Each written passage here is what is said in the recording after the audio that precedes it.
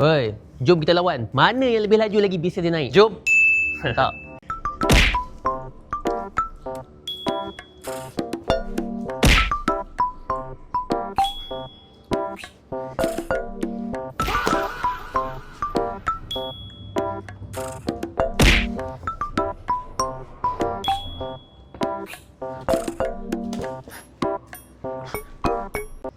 Nampak tak ni? Ni sedih. Sedih. Dah buat bisnes 1 tahun, tak cecah 50,000. Ya Allah. Sedih sangat. Sebab apa? Sebab dia ni tiada guru di belakang dia yang boleh bimbing dia apa nak kena buat. Apakah direct strategy yang tak perlu nak pergi seminar ramai-ramai orang yang menyebabkan lebih loss sebab tak tahu nak apply mana satu. Contohnya macam one on one dengan saya. Terus boleh direct wasabi, boleh direct coke, boleh bawa team, tiada expired date. Nak katakan bisnes restoran, ni sales naik. Nak katakan bisnes yang ada beg kuning pun naik juga. Dan banyak lagi anak murid saya sales dia hebat-hebat. Cuba tengok kat sini. So nampak tak apa beza dia? Sebab founder yang laju ada guru. So kalau korang nak meningkatkan sales korang, nak join one-on-one mentoring, tak nak buang-buang masa dah, menggunakan strategi zaman baru sekarang ini. Ini harga dia. Boleh baca caption kat bawah untuk nak register.